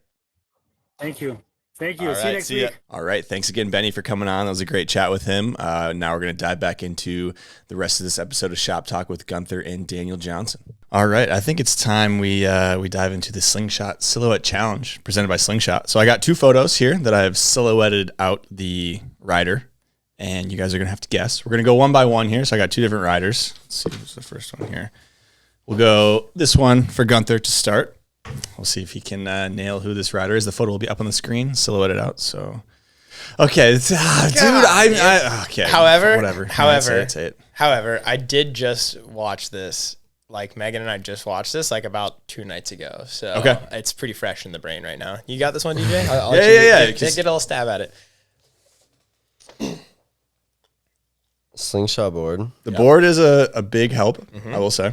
The spot too, though. This is John, right? Johnny? Pre-COVID, not Johnny. Oh, pre-COVID. Okay. I thought foot forward. Think about foot forward too. True. That's a big. I feel so lost right now. Does he ride on the same lake as DJ? Yep. This guy? Yep. Okay. Well, we're giving you some mad hints right now. Whoa. Yeah. Think. Oh, what other hints? Winter on Mini Ha. Dude. You're on Mini. I guess I don't know. He's in Claremont. On Mini, Okay. I don't know. Yeah. Solo. I'm so lost. Solo. Oh, Miller. Yeah. Oh my god. Oh my god. Dill Mill. Dude, I apologize to the weight community. I'm sorry. That was so bad. That was so bad. Oh my god. This is Dill Mill. I feel like got lost. I feel like you didn't know that one. Dylan Miller at the AAA handrail spot, the same one that you just recently saw Gavin Stuckey Toback 2 continue to on. But this was filming for formats back in 2017. We'll call that 2016, 2017. So greasy front board back 2, shot by Bear Soderlin, I believe. Yeah. I think. So good stuff. So you're a front board back 2 guy, not a front board same way 2 guy. Yeah. That's interesting. What are you? I was same way or Preds. Same way? Okay. Yeah. Same way Preds. It's just interesting. All right. This one has a big hint on that little sign right there. Also rides in the same lake that you did. Did you already know it by just looking at it? Yeah. I'm so bad. I feel like think about this one. I feel like you can think yourself into this one. It's a humanoid sign. Humanoid board. But I've seen like 2 humanoid boards in my life, dude. Well, who was on one of them? Will you get copyrighted if I hum the Jeopardy theme? No, song? definitely not. Oh my god. Oh, maybe. Okay, I'm trying to think of a rider who's on humanoid or who was on humanoid. Yeah, it's not even a company anymore. Yeah, but that's on. Think about boat rider, creative, very good at grabbing. West Coast, but deceivingly West Coast. You wouldn't think, but then he is. Okay. From the edit down to the waterline. Oh, you know the edit. There you go. Dude, you probably don't know. This is probably before your time. If you don't know that edit, watch that edit. It's Yeah, incredible. I will watch it when I get Edited home. by Taylor Hanley. Everything Taylor touched was just so good. So good. This is why I need more Grab Matters episodes. We're cranking them out. We're working on it. All right. You don't got it? You don't think? I don't know if we can I'm give you a trying to hint think without- of names, Hey. but I'm also bad with names. And like, also, in fairness, this is like kind of before DJ's That's what I was era, kinda thinking. 'cause let's I see, grew up in North Carolina. I True. was so out of the wake scene growing up. Like, It's true. It's and this rider is like definitely popping like 2010 to 2017 probably. and Yeah, I know that's I'm probably gonna know fair, the yeah. name, but I'm not gonna know the Yeah. picture by the edit. Bob Sitchell. There's a Bob reason we Sitchell, picked this fuck, one, yeah. We did as well. obviously. Yeah, sure. Yeah, that. So, I mean, for those who don't know, Bob is going through a tough time right now. Yeah. He's got cancer, so we are going to link the GoFundMe below. Yeah. Obviously, chuck some money out there. throw Bob's a great disrespect. guy, sick guy. I actually, when I was at the barbecue the other day that they held for Bob, Yeah. there was an extra one of his boards there, and Dylan's like, "Hey." I put all my raffle tickets in that because I was like, that's what I just want Bob's board for the studio. And I was part of the raffle. I wasn't there, but you saw Kira there. Yeah. So you got some tickets. They and went. stuff I was out on of your town. behalf? I was coaching that weekend, but Yeah. I really wanted to go to that. Yeah. Yeah. So Shout out Bob, one of the most creative, like steezy, underrated riders, I would say. Oh, And for sure. We're definitely thinking about you, sending good vibes your way, Pulling dude. for him. So yeah, without a doubt, go support Bob and Throw what he's bad done. vibes my way for not knowing anything. no, that's good history though. Now some kids are gonna go watch Bob You ride should. and be like, yeah. "Damn, No, this guy learn, ripped." Learn your lesson. Yeah, It's those Vimeo days. It's You gotta- tough, dude. yeah. Those are Vimeo days. Yeah. And you're like, "What is Vimeo?" Yeah, it's What is that? we'll watch that. a lot of This good edits. Yeah, we'll episode's pull that done. up. All right, so I think we dive into Pro Wakeboard Tour, step 1. So you guys are both riding pro men, obviously. One thing that I just learned today is they're being live streamed. They're back, baby. So that's huge for people like me or just fans of wakeboarding, because if you can't make it, you can watch the action. Because it felt like the last couple of years, I'm going to be completely honest and straight up, it kind of sucked not being able to keep up with the action. Like, I want to watch the finals. Yeah, I want to see it go down live. I don't really want to see the recap edit because I already know what happened. So a good thing, a step in the right direction, a big move, I think. So, I mean, what are your guys' thoughts on that? Pretty hyped to hear that. Fully support. Like, I think having a live stream, being able to post it, have people reach out, like, oh, I watched your run. Like, Moomba does it. A lot of the other comps do it. So it's about time. It's good. Yeah. 100%. We had some interesting finals last year as well. Almost at every single one, like we either had mad upsets, like when Thomas won the first one, or like at the last stop, I think we had like, it was just crazy. Like everybody laced like a full run and a double up, and it was like really a nail biter. And everybody had a chance for the podium too, for overall. Like, it was true. running for everybody there. And Shota had a really good year. Like, some just all over the place. It was really, really cool to follow throughout the year. Yeah, I'm excited for that. So, I mean, it's. I'm just gonna say it because I think it needs to be said, but we need women back on the Pro Tour, and it's just, I totally get it. You got to find the money, or Super has to pull the money. So shout out Super for continuing to support wakeboarding, continuing to host the Pro Tour, and shout out to Bish and the whole crew that puts the events on, because we obviously wouldn't have this without them. But it's a really big missing link right now, and we need to have the ladies back on Pro Tour. So if there's any big ballas out there who want to come in and step up and support that, I think that's something that is just like, we can't keep going on without them. We need the collectiveness, because without it, that side of the sport, it's gonna keep fizzling. Like we need that. It's not gonna go farther. And people, I think, seeing it from an outside are not gonna take it as serious either. Yeah, for sure. Like, they see every other competition, men and women competing against each other in their own divisions, and yeah, dude. And I mean, I follow snowboarding not super closely anymore, but closely enough. And there is this event called the Uninvited, which is like a women's only contest that they did. And obviously, women are in all the events in snowboarding that the men are at. There's no men only events. Like that concept is so would be outdated. if you told them that, they'd be like, "What the fuck are you talking Yeah, about?" Like, I know. there's no women in the one big boat tour. Like, yeah, it's just wild. And like, I'm just thinking about like Kira, your girl, just drop you off. Like, that's her place. Like, she needs to be Totally, like riding up there with Megan and like Zara and like, man, Julia, Julia, dude, Jamie, like, like, yeah, but like all those girls, like they need that platform to continue to inspire the younger generation, to let them know that they have a place in the sport. Like they do, but it's just, it's hard to come by, and that makes it even harder. So Supra Pro Tour, we appreciate you, but 100%. We would love to see that in the let's make it happen. Let's make it happen. Future. It's got to be done for sure. It's got to be done. Let's make it happen. So, all right. Moving kind of into stop one. Where is this at? This is in Texas, right? Yep. Texas. Is it? Have you guys been to this venue before? I have for a Malibu rider experience many years ago. So uncertain of how they're gonna set it up relative to like when we just did that little amateur competition. But should be, I think, hopefully warm and hopefully have a good little crowd there. Texas always seems to kind of pull through. They got a really sick lake and boating scene there, so I think it should be good. It's actually funny about the timing on that with us. Like, I was competing at the Malibu Riders Experience when it was in Fort Worth. No doubt. So then you have been there before. Yeah, of course. Yeah. I was competing. What you were judging, or you were in the boat or something. Totally. Now we're going back for Pro Tour. Full circle, baby. I love it. That's good stuff. That's really cool. So before we touch on more Pro Tour, we were talking off show earlier about your knee and how you hurt your knee when you were 13. And you need to tell the story because this is a hilarious and wild story. I don't know if you know this, but he was on a TV show. You just tell the story because it was good. I don't put all of my life out on social media as much as I should. Like, it is a tool, but I definitely haven't used it as much as I should. But yeah, when I was 13, Liquid Force, a broadcasting company, Marble Media, reached out to Liquid Force and gave them like a list of names, and I was one of those names. So they went through some interviews. The TV show is called All Round Champion. It was shot in Canada. So there's 10 athletes, 10 different sports. I was on there for wakeboarding. There's skateboarding, kayaking, gymnastics, high jump. Was hurdles, track was in there? Kart racing. Yeah, well, that was a surprise though. Okay, that was. I'll let you get to that. No kid on there did track.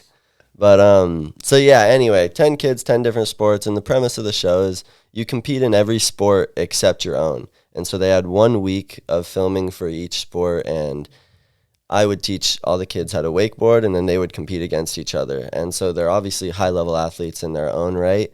And so it's just cool to see kids compete against each other and kind of be out of their element, but high-class athletes in their own. And so on the TV show, getting at, now we have a little setting. So yeah, on the TV show, I struggled with my knees like a ton when I was younger. I had Osgood-Schlatters disease and then patellar tendonitis in both of them. And so just like any kind of bending or running kind of stuff would hurt. And I dealt with it through wakeboarding with short spurts, but like still would kind of be sore off the water. And on this TV show, they had a surprise last week of track. And so a week of like running, doing hurdles. They had an 800 meters. And so like I didn't, and my knee like survived the whole week. And on competition day, I'm in a game of tug of war and I'm leaning and my knee just gives out. And I tore my patellar tendon, like it was like a 60% tear or something. So it didn't go all the way through. And so when I was 13, I was young. I was on this show. It was super sick, but I get off of the show and I come back and I have a hurt knee. And obviously I missed a whole year of competing from filming the show. And then the next year after that, obviously, was like recovering the knee. I wasn't going to compete. And then after that was the first year that like COVID is hitting and stuff like that. And so contests go to online and I don't compete for like a little bit. And so I got way out of wakeboarding and then got back into it and went straight from like boys 10 to 13 to junior pro, competing with Jamie and Finn and like all those boys when they were in their prime, right? And so the first year, 2 years of junior, I was getting my ass whooped, dude. But like, all because the game of tug of war, dude, took you out. It like tug of war. It seriously, I feel like the way that it planned out helped. Like, obviously, I would be so much better if I just continued to ride, and I rode my whole life, and I lived in Orlando. But like, I feel like the way that it panned out has helped me enjoy the sport so much and enjoy my path. And like, really go. How old are you now? I'm 20 now. Okay, yeah, that's yeah. Wow, man. Yeah. That's a weird little. That's when he told me that, I was like, we went all over the place. This is crazy. No, I know. That was sick. And I don't even remember your initial question. Like trying to think Just how you back hurt your knee, to the story, but. Yeah, that was interesting. Did that TV show ever air? Yeah. Can we see? So it's see young DG on there? It's on Marble Media. Okay, cool. For Canada, and then I think in the US it was streamed on BYU. Nice. All right, I'll have to pull that up and get a couple clips there. So. I'll insert clips if I can. Yeah, please don't. It was a really, no, this is happening, dude. Really bad. Little 13-year-old DJ. Bad time. All right, I think I was a little chubby kid for sure. I had a bad haircut too. Right before the show, I was like, "Oh, I had longer hair before, like kind of how I do now." And I was like, "Oh, I'm gonna go short hair for the show. Like, I'm gonna do something different." Big and, mistake, like, dude. It was a bad haircut, and I left for like Canada, and so like left my mom. I lived there the whole summer, and so I'm not getting haircuts out alone. So I just rocked with it. So progressively over the show, you just see it get like. That's a long show to film, dude. Bring rails back, dude. That's always fun. That's always a fun Please, conversation, dude. Please, I don't know. You talked to the boys, dude. You were on the boat with La Familia yesterday. I mean, you probably didn't talk about that, but like, is there a vibe over the past? Yeah, you're sitting on the boat, fucking Luca doing back 10s. Oh, bring rails back on fucking tour, guys. But I mean, yeah, what's the vibe? Like, you guys are, hanging out with everybody. I really enjoyed listening to Dean Smith's podcast when he talks about it, because he brings up a really good point, and that is the reoccurring point that, by bringing rails back, are you just going to have people just like doing zeeched out board slides and back over crooks to just get by? Is it really going to be the proper rail riding that we've come so used to seeing now? Yeah. And like my take is that I think if you scored it accordingly, that you have to be teed up and you have to be legit with it. Yeah. It would have a really good place, but is everybody going to be onto that? I don't know. I think it would be super sick, if nothing else, to have a contest where it's like guys like us, right? Like, I don't compete a bunch of cable, but I go ride. You can get around in the park really well. Yeah, he handle himself. Yeah, no problem. Go by in Hexagon and stuff all the time. So preach, but like a boat comp where they have maybe a few features, and then you can see guys get like crazy creative where you do a T to B land blind and then go right into a rail, and then you land off the rail and have to cut back into the wake. Yeah. Like, they have some really unique, and that would be something like Red Bull would do, but like they have some really unique stuff in snowboarding like that, and I feel like it'd be cool, like half pipes with the rails on top. Yeah. I feel like there's a way to do it in wakeboarding that would be really cool. Will Super do it? Like, probably not. Yeah. But yeah, should we do Somebody it? Somebody should do it. Now the gears are turning. I think we should bring that back, because there's a select few of riders that would slay. So that, and like even still, the level of riding, even the dudes who don't ride that much park, like they know what is teed up, what isn't. Like back then, it was the line was blurred. Right now, it's very black and white. Like they know what would be good and what wouldn't be good. And like, are they going to be doing as hard as stuff as the park guys? No, but they could put down, could lace a rail hit and fucking practice it. I don't know. Sure. But the X factor is what I like personally about it best. I just always think about bringing, like, maybe this is kooky, but like my mom or my sister or someone who doesn't know anything about wakeboarding, and like they see the big rail. It's like, wow, like that's crazy. Give me a Chad Sharp kicker send up. Yeah, I'm entertained like all day. Sharp back seven right off the shore, dude. Like that's what we want. So I guess, do you guys know the format? Is the format the same for all 4 stops, or like what is that? Do we know that yet? I'm thinking for 3 out of 4, you're going to have a 4x5 quarterfinals. So you got 5 heats of 4, top 2 advance. So it's actually pretty cutthroat. That runs you into a 2 heats of 5 semifinal, top 3 advance to the final for a 6-man final. But those first 2 rounds are 1 pass, 4 tricks down, 4 tricks back. You get 1 pickup if you do fall. When you move into the finals, so it's a 6-man final. You get 2 passes with no falls. So everybody goes off the dock. If you fall, your run's over. If you get your run all the way to the end, you get a double up. And then you run back through it 1 more time. Best run counts. Cool. Yep. Okay. I mean, I'm not super keyed in on the boat format, but it's... Yeah, the no falls is good. That's kind of where my initial thing goes, not from a rider, but from a viewer's perspective. You want to stand up run and a stomp dub to get a dub, in my opinion. Like that's the way. That's a clean way to kind of approach wakeboarding. So, yeah, interesting. I don't think we have any other questions on Pro Wakeboard 2 unless you guys have anything we got to touch on, but we do have a question on BROstock 2025 from Scott Perkins. So we touched on this a little bit earlier, but He wants to know some deets about BROstock 2025. This is a Patreon question, so thank you to everyone on the Patreon. Your guys' support is what keeps this podcast going. Shout out, Scott. Yeah, shout out, Scott. Thank you for being on the Patreon. That's a good question. So obviously we got the athlete list was released, which is just full of fucking heaters, dude. Like it's a solid list, which is you would expect, obviously, from an event like this. But I mean, is there anything else that we know? Maybe we could talk about? I don't know. I think we got like a little rail jam going on. I was gonna say I didn't know if we were able to talk about that or not, but yeah, there's a rail jam going down. Yeah, so kind of little intermission. Sweet. Yeah, I think, which is sick. Maddie Muncie's coming out. Maddie's coming. Okay, yeah. Say no more. We're good. Just let Maddie go out there. But yeah, that's very cool. I did hear rumblings about that, so that'll be sweet. Yeah, it's kind of like a full weekend thing. I think Friday, Saturday is gonna be the big. I don't know what the practice schedule looks like for you guys in terms of what kind of practice you get, but yeah. Yeah, I mean, I think with an event like Double or Nothing, right, that's happened over the past couple of years in Orlando, that event's like really focused on performance. So every time the boat goes out, it sets the double up, you take a minute to let the water settle back down and the rider goes again. And it's a slow format, in all reality, it does take a long time.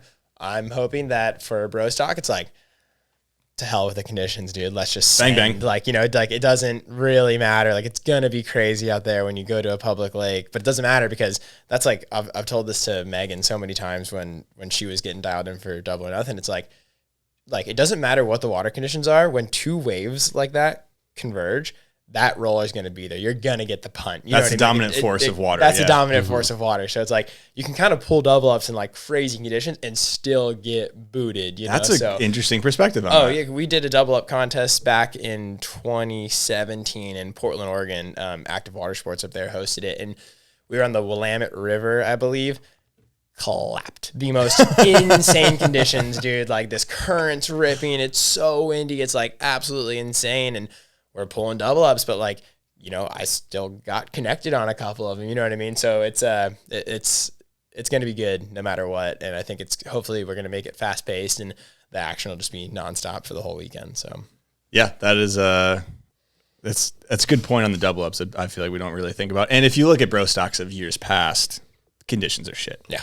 But it doesn't matter. Because so sick shit. Doesn't matter. Yeah. We keep that thing moving. We get bodied on the wake. It just is what happens. It's the Wake Fest mentality. Yeah. It's like, you just got to do it. Which we got to bring that back, dude. Yeah, there's the place for the Double or Nothing where the never been done tricks but go down. That's, it's got its place, but it also, the fun atmosphere has its place as well. So definitely run that one up. BROstock, thanks for the question, Scott.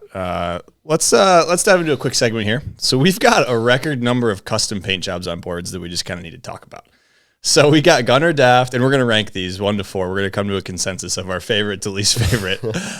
So we got Guenther Daft with a Chica Cheetah. This is very recent news. This was like yesterday. So we're staying tuned in with the wake scene here. So we got Chica Cheetah on the bottom. And then obviously we got Nick Rappa with the custom top sheet paint job with a little smiley face and double X with the eyes, which is a classic. We all know Thomas Herman just full out pink is what he's rocking pink right now. He had flames earlier, I think last year. I kind of missed the gold one. The gold one I think was the best one. I think the gold one was the best one. The pink, I think it fits Thomas. I personally wouldn't want to look down on that on my feet. And then we got Noah Flegels with the Manana. I like them. Surf Co. Yeah. So that one kind of looks photoshopped. It's fuzzy too, right? Like, but it's fuzzy on his Instagram. I saw him riding like a proper one, but that one looks. The black is like too black. It's pretty blackboard there, Fleets. So I'm leaning. I kind of like the Manana and Nick's board is like my 1-2. Yeah. I don't really have a big preference on those. I like the spray paint vibe. The spray paint vibe is I think the best vibe for me. It's low effort. Kind of like I don't give a shit, which is maybe what's going on right now. What's going on there. So, Chica Cheetah, this is high effort. I just hope he got a good. There better be back check. For that. I hope he got a good check for that one. It's really there has to be, dude. So I mean, if you get the check, that's worth it. But that's high effort. I've heard more like friends and like just rumblings of people being like, yeah, the company wanted to like design my board. Sick. This is kind of throw a wrap on that. This is kind of like a good yin and yang with the board companies. I feel like because if I was Thomas Herman, dude, I'm selling my board like the top and bottom deck. Like 100%. That thing's getting views, getting numbers. If nobody wants to sign them for whatever reason, I'm not my decision to make, but dude, that's real estate, you know? And like back in the day, it was real estate on podiums when you would hold open the mag. Now it's real estate on social media. So it's interesting. Yeah. But I mean, I'm going to put Thomas's fourth. I'm sorry. It's just bald pink. I wouldn't rock that. And then I think I'll go Manana third, and then that Chica Cheetah is pretty bad. It's pretty bad. It's kind of like, but if you got a bag, you know, I don't know. It's like that makes it better for him and Noah. It doesn't matter. I think I'm going. If you pull Chica Cheetah down, then it goes. We got Nick, Thomas, Noah, Chica Cheetah. Sorry, bro. Chica Cheetah on the bottom. Okay. Yeah, that's like that. Be like that sometimes. Yeah, that's what it is. I like that. Yeah. So I don't know. That's just an interesting thing in wakeboarding right now. I thought it was kind of cool to point out. It's not like there's one or two. We got four solid big name riders that are just spray painting decks, which is cool. That's usually like the cable kids kind of thing to do, but it's who do you remember who spray painted fuck wake surfing on the bottom of their board? It was Canadian. I forget his name. Sounds. Oh, was it? It might have been Dorsey. It was it Dorsey or Dusty O'Farrell maybe. It was definitely Dusty. Okay, yeah, that's what I was thinking. That's a good Canada squad right there. That's another Vimeo edit. You need to see. That's a good. Did that one. come up on the Grab Matters? The Lords of Swagtown edit. It did. That was one of Dylan Mead's I've favorites. heard of that. Yeah. It's a two-parter. Lords of Swagtown, Lords of probably Swagtown too. So those are. I'll link those below. Good stuff. Those are good. All right, I think we dive into another Patreon question from Megan Oka. Okay, so Megan Oka or Megan Ethel? What are we doing? Megan Ethel Oka. Megan Ethel Oka. Yep. Ethel's her. Actually, she just got a driver's license change, so Ethel's the middle name. Oka's the last name. Okay. Yep. I love that. Publicly known Megan Ethel, but there you go. Here, Megan Ethel Oka, however you want to call it. That works. All right, so we got a question from her. Thank you for being on the Patreon, Megan, and thank you for the milk sponsorship segment. We can run that one back every week if you want. Like, I'm down. I'm totally down. We're gonna need to check the budget for that one first. Who are you all most excited to watch this year from boat and cable? So, all encompassing, I would imagine this question is. Who are we stoked to see this year? I mean, I think it's kind of obvious with like his transition over, but Trent, dude, like to see what he's gonna put down on boat and like bringing his cable tricks and like the knowledge of he's spun a ton of 12s. Like you haven't seen a 12 on boat in a while. True. I think Trent definitely can do some crazy things, and I'm really excited to see Gavin too. Obviously, come back to boat. Yeah. I'm pretty fired up to watch this guy. Yeah, gosh, there you go. Dan, I mean, you really had last year like some of those breakthrough moments, right? And then even this year making finals at Moomba, correct? Mm-hmm. You know, it's like I think you're just starting to find your footing, and you totally have the tricks to back it all up. So it's like just keep on digging, and I'm really excited to see what you come up with this summer. So man. Gonna be sick. Julia Castelli, for the lady side of things. She's moving up to pro women's this year, so that's gonna be super interesting to see how she kind of makes her mark and where that she's definitely the next gen, and so it's gonna be super cool to see where she takes it. She came and stayed with me and Kira for a little bit when she was here, and like watching her ride and like having her push Kira, and then like it's crazy to see. She is up there 100%. She is. Like Absolutely. She's riding in the dark, throwing switch toe 7. But she was like literally the dark, dude. Last person to go ride, and she was like, I think I'm just gonna chill. Switch toe 7. Nice. I think Rivers and Claudia is gonna continue to be a clash of the Titans throughout the whole summer. So that's gonna be, I think, really fun to watch. And then let's see who else for men's cable.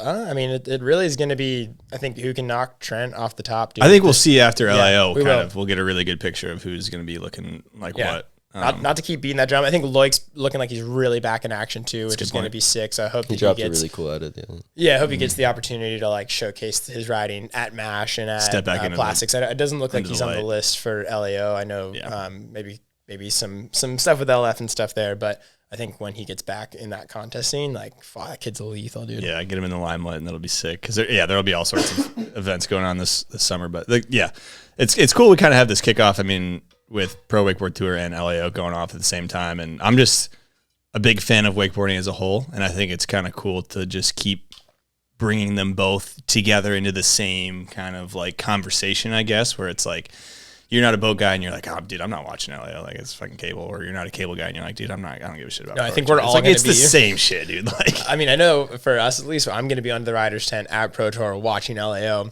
and hopefully the feeling's mutual, you know. Yeah, so. Yeah, 100%. So I like that back and forth, and there's a bunch of names. So I don't know. Yeah.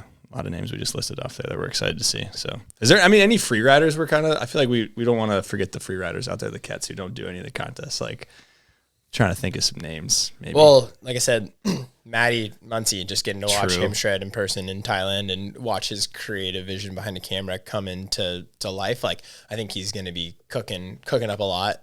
So that was really just cool to see in person, and definitely pretty pumped on Matty right now. Yeah, and I feel like Graham, I haven't really heard or seen much from Graham, which usually means something. It's true. Is like brewing or something, and so he's a free rider. Can't forget about Pedro too. Yeah, obviously. So yeah, there's a lot of good names there. Thanks for the question, Megan. We got another one from Jay Kuzma, and he's wondering any plans for Maps of Florida Part 2? So it was a good time to kind of talk about Maps of Florida. Sick, cool. I think so. We had a lot of great feedback for Maps of Florida, and I've already been just kind of scouring Google Maps about where it's going to take us next. I don't know if it's going to be Florida.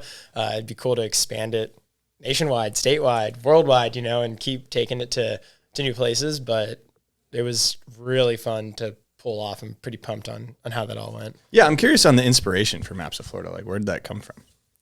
Like, where was this idea? Got that up. Big old coffee. You're good. Can I throw something out there? Did you get the name at least from John's Maps of Home? I did. Oh, there you go. Daniel's too. Damn it, DJ. I wanted to come up with something different, and then it was just like... Dude, but that's such a good one, though. It just kept sticking in. That edit came out 2022, maybe, so I was like, all right, it's kind of been like long enough. See, that's my problem. I need to watch more old wakeboard edits and less surf edits. Yeah. But no, the inspiration was, we had Moomba Masters kick off in March, and at the moment in time, it was probably December, January, and Megan and I were kind of deciding, like, do we go to Moomba or do we not? Do we go to Moomba or do we not? And I kind of came to the consensus that I just wasn't ready to, like, start chucking 9s and Mob 5s on the boat.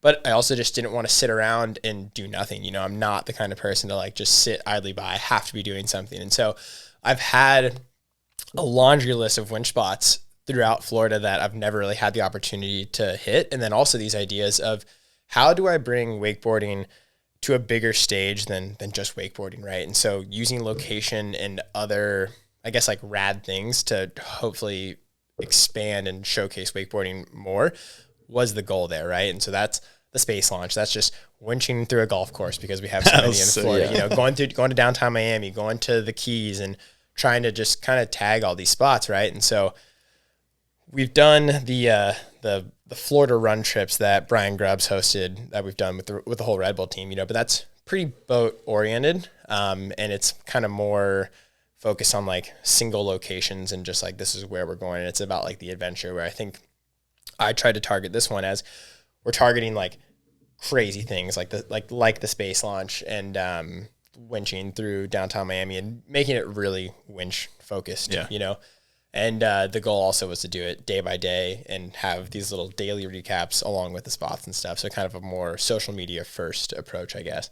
So yeah, that was kind of the inspiration. And I had built out all like this really big pitch deck and got some budget for it. And then went to Rivers and was like, hey, do you guys want to get on board with this? And they were down. And, that's, I think, where you see, I see the value in them as riders. And as for other riders listening, that's where value comes from, right? I picked both of them because they can work a camera and they are good in front of a camera, and they're incredible riders. And so the accumulation of those, and obviously Megan being such a well-rounded rider herself, like it came together really nicely with a sick crew. We could all operate the cam, operate the winch, set up the kicker, and really get a lot done in a short amount of time. Yeah, 100%. It was awesome to follow along, just to like. I feel like, it kind of came out of nowhere. You guys teased it a little bit, but then all of a sudden it was just like one day before, boom, here bam, we go. dude. Like we're winching all day, every day for the next 7 days. Yeah. And how was the content sorting, editing, and posting? Was it? It's a lot. You bit off a lot. We bit off a lot, considering that it was just that we had BT and Gavin come through for like the Orlando and Coco days because that was so close to home. But then after that, it was just the 4 of us. And so it was like, we finished the day and we were just on the computers or in the car, like on the computer, grinding, posting stories, like trying to collab on reels and make sure that everything looked right. So that was a lot of work. And I think in the future, to take the load off of us. It's going to be bringing along a designated filmer / editor to kind of help lighten that load and kind of spread some of it. But it was a serious grind, that's for sure. Like a lot of screen time, a lot of brain drain. Well, that's normal for John, but maybe the other guys not so much. How was the reaction from like people, and then B, what was the, like, obviously you're keeping track of numbers and stuff. How did it do numbers wise? Yeah, so like, wait, what was the first question? What did people think? Like people's reaction? I think it was a great feedback. I think because it was winching, and we were in different locations, that just can't go wrong there. The blowing up the feed wasn't too much of an issue because it was something so different each day. Whether it was like a sunken boat or the space launch or John dropping like a sick front board back four and Megan hitting her handrail for the first time, and then myself doing like the bomb drop. Like we kind of showed up for winching, I thought, and had respectable spots. Dude, following that along, like the way you did everything through Instagram, and you had posts and stories, and you could see everybody's different point of views. Yeah. Like it was really well done. Like that was that was just the way you had the full edit. Everything was ran through Instagram on the daily, and you're like, oh, we saw that. Like it was really, really fun and easy to follow along with. Sick, man. I appreciate that. And so collectively, like I was hoping for more, I think, like on my channels and stuff, but Megan and Rivers and John had a couple little clips pop. So collectively, when I tallied everything up, we had like 6 million views across the board for all the content pieces that we put out. So, and pretty good engagement. So those are numbers. Those are numbers right pumped there. On that. Yeah, not bad at all. So, I heard a little rumor that Raph Jerome loved it. So, it's kind of, if you're at all questioning, should we do it again? Yeah, it's probably a good idea. Yeah, so stay tuned. We got a full edit. Like I was just grinding away on it. I've never had that much footage on a timeline before, so I'm really it's quite a bit overwhelming. But we're working together for a little full edit, and should be fun to recap it, and then that'll set us with a clean slate to go somewhere new and do it all again. So yeah. 100%. Well, you should do maps in Michigan, dude. I got all sorts of spots for you. All right, I like it. Run that one up. I like it.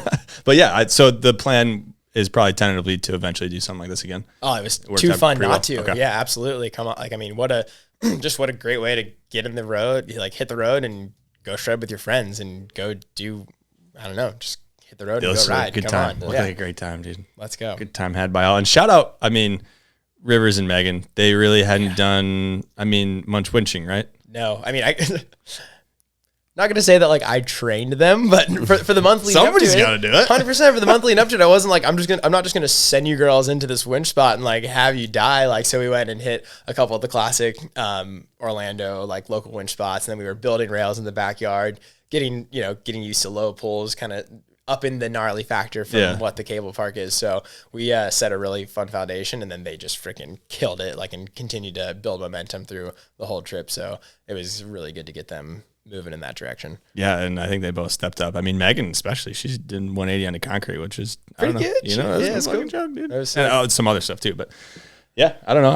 Any other thoughts on that? I think a lot of people really enjoyed it. So. I can't even talk to it. I still haven't winched. So next time you're going, let me know, dude. And you're tight with Jake Flynn? Dude, I've never got the invite. That's ridiculous. I'm kind of shade out to the elevated crew. I grew up there, like rode there for so long. No actual shade. But yeah, no, never got the invite on a winch trip. Would be very sick though. Yeah, it's a lot of fun. All right, I think we dive into some Instagram questions, and we'll do the first one from wakeboarder _ Pacific Northwest PNW. And this one is, what is the worst grab in wakeboarding? For me, it's a tie. What do you guys have? Are we talking just legit? I guess that's I say like a tindy. I was gonna say tindy tailfish. Those I was gonna say tindy tailfish. But I guess maybe we could go legit grabs. If we're going, I don't think any of them are bad though. Yeah. Like you can do all of them. How you do it? You can do them all good. Yeah. It's the Nellen for me. Yeah. Yeah. That falls into those 4 zones on the board that are just they never look good. Go. So yeah, it's a pretty cut and dry one. Got one from Ben.Lake4. Should air tricks be done on certain lines or done whenever during contest? So it's kind of a confusing one, but I think he means like how LAO has a section for air tricks rather than some other contests don't have like a designated section, I think is what he's getting at. Where you can. So, I think most comps it's kind of fair game. I think LAO is like the one where it's like you do it here because it's front and center in front of like the whole shoreline is like wrapped around that corner. And so it's like front and center, like don't do it in the far back where your run doesn't even count, you know, at LAO, it makes perfect sense to do it there. And it seems like when I've watched at least like cable nationals, I don't know, Trent did like a bajillion air tricks through the whole course. Didn't seem like he was too held back. So not sure. Just depends how much you want to shake the cable for yourself if you do it like straight down the pipe. That's true. I would say if you're riding like public cable, like maybe don't do it right in the middle. Yeah, true. But also don't complain about that shit if you're the dude. That's the worst dude is the dude who complains about the dude in front of him. Don't be that guy. Just let go and get back on the dock. It's that big a deal. We got one from Moritz Juritz. And he's wondering, many people are invited to LAO, which gives less space for up and coming riders. Your opinion? ?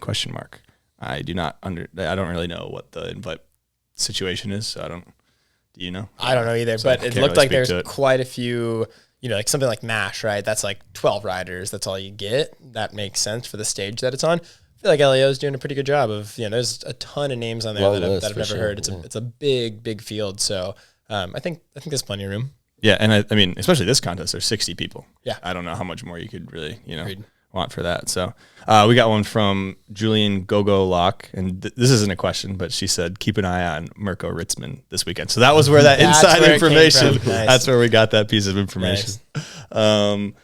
All right. We also got from Ghetto Casper, what are your thoughts on fake stees in wake? Seems to be all over skating these days. Can't think of fake stees. I think it's head bang, neck bang. Yeah, I think it's like the over exaggeration, or like you land and then you go. It's like a delay. You know? Yeah, the delay. Like some, I don't know. I think it's easy to see. You know. Yeah. Like it's pretty easy to if you know, see, you know, like what's there and what's not. I think it's just along those lines, and you guys have beat this drum so much in the crap matters. You should make a banner of it. It's like coming off of rails early. Like that's the deal killer for me. Yeah, 100%. We got one from Sky the Comet, and I think he thought this was being recorded after LAO, but it's before. He said, "Who's going the hardest at the afters at LAO?" And we don't know, but I think we should pick a name. Let's see who we think. I'll go Joe Battle Day because I think he's going to win. Because I think he's going to win, and then he's going to go super hard. Daniel Grant's not competing, right? He does not do LAO, I don't think. Too cold. He would go hard. We can just go unanimous Joe Battle Day if we want. Yeah. That's what's up, Joe. Last year it was like 4 a.m. and he messaged me. He's like, come to the club. And I wasn't even awake. And then he goes, grow up, come to the club. I was like, dude, I'm not. Oh, man, great kid. Love that guy. We got two more. One from Ben Lake again. He goes, most overlooked trick. It's kind of an interesting one, I guess. Maybe let's go on the boat side. We have been doing a lot of cable. Let's do the boat. What do you guys think an overlooked trick is? Reg toe 3. Like landed blind, like a proper reg toe 3. Okay. I just learned how to do reg melon toe 3, so dude, I kind of back that. You know what I'm saying? I'm just a switch guy. I don't know. Like nobody, like you can do it when you're a kid, but when you get older, for some reason, it's hard. You drop it, it just goes away. Yeah, you lose it. I'll kind of like stand by my Pete 5 handle pass on the boat. Like it's a you don't see it, you know, and that's how I've always kind of thought about mostly competitive boat wakeboarding. It's like, what are the tricks you see the most of? What are the tricks you don't see the most of? There's a reason for it. There's a reason why you don't see, you know, when you see somebody who does one trick, like there's a reason you only see one person doing that trick. Think of Massey with like the switch toe back 1 rewind or the switch toe back 1 back 3. Like he's the only person in the world who can do that trick as far as I'm concerned on the boat. And it's like, there's a reason because that switch takeoff is freaking hard. Switch toe side backside is super hard. So it's kind of just like, look to the riders, like look to the tricks you don't see that much. Crow 5, Indy Moby Dick 5, like some of those ones, it's like that's you see those a lot, and there's a reason you see those a lot. But then there's other ones like switch toe back 7 that DJ's done. He's the second person, only 2 people in the world, Raft Rome being the first and DJ being the second to do a switch toe back 7. Like really? So, as far as I'm concerned, wow, 100%. I didn't even know Elite that. Company, Daniel. There you go. When he's the one who told me that, I didn't like make a big deal when I posted or anything. I was like, oh, I thought it was sick. Like I did it like switch toe back 7 to reg toe back 9, and he was like, dude, that's so sick. Like, no, man, not that many people have done it. Like, I didn't think it would be like that. I don't know. Yeah. Humble kid over here. I appreciate it. No, I'll take it 100%. Love that. On cable though. Yeah, let's go cable. Most overlooked trick. I think. Wait, when does this come out? Tuesday. After LAO? Before. Oh, This before. preview. Okay. Just keep an eye on Trent's Blind Pete. Okay. Because I watched him do him at the park yesterday, and I just think that rotation, you don't see it that frequently on cable, and just that trick in general is whacked out. So yeah, It's like a falling out of the sky type trick. I keep beating the drum on Blind Pete. Well, so does Gavin, though. Gavin said the same thing. Okay, I cool. think Gavin had the It's a hard trick. That is cable or boat. It's weird coming around. You have no momentum going into the spin. I mean, just the name alone, like Pete's a hard trick, and then just makes sense. We got one from Trey. His Instagram is IIICETRE. I don't know how you say that. And he goes, "Are the riders upset that there's no metal handrails at LAO this year?" Probably not, but maybe. But there should be. I think metal would be awesome. That would be sick to have. Yeah. And there's a place that could do it. They're like, if you're going to think about a contest that could do it, I would think that LAO. So David, Ven, let's make it happen, buddy. That'd be cool, Let's man. do it. Yeah. That would be very cool. Last one from Benny Heatley. What is the biggest cop-out contest trick? For cable? He's obviously asking for cable, yeah. Pete 5. Guilty as charged. Guilty as charged here. I wasn't going to say it, though, but... Nah, I can say it because I do it. You do rap P5, though, right? I do them all. You But do like, them all. regardless, it's like, you know. Reg switch, front, back. Well, except for blind. So, but no, I do actually think that like P5 is definitely a bit of a cop-out trick, but because it just kind of slides so easily like off the kicker. You could say back 7 and back 9. Or those are old. Those are old. I think like last year we all did Pete 5s in our finals at LAO. So, well, you did Pete 7. You stepped it up on your last one. I did do a Pete 7, so I at least got that. That was a cool moment. Yeah. What do you got? Anything on boat or cable? Not the underrated. I did toe 3. No, overrated. No, this is overrated. It's a cop out. Oh, okay. The wording was. I'm gonna go wrap 3-1. Because I think it's a heavy trick and it's a comp worthy trick, but I think with the wrapped and the super off axis, like it can come down just like a roll to blind. Like the off axisness of it almost helps you rewind. Interesting. I feel like. Interesting. Yeah. No shade at anybody who does it off axis. Yeah. But a ton of people do. Not even it, a little I shade. think. Just like a little bit of shade. Like a tiny bit of shade. Maybe a little bit, but I would say that handle pass is significantly harder. Yeah. And I don't know that they reward that differently in comp. Like when I see like Bo do wrapped heel 3-1, and then I was doing double grabbed handle pass. Yeah. I don't know how they score it. I definitely should ask. That's a good point. That's because they're significantly different. So yeah, interesting. Good call there. Yeah, those are good ones. Well, I mean, that's all I got on the list here. Is there anything else you boys want to? I mean, actually, what's your crew up to? I mean, you got a solid crew that you guys are riding. You're making some videos. Like, what do you guys got planned this summer? We've got a few stuff planned. We've got some stuff nothing in the books. We've got a few videos down, but yeah, we've got some stuff planned. Keep watching out for sure.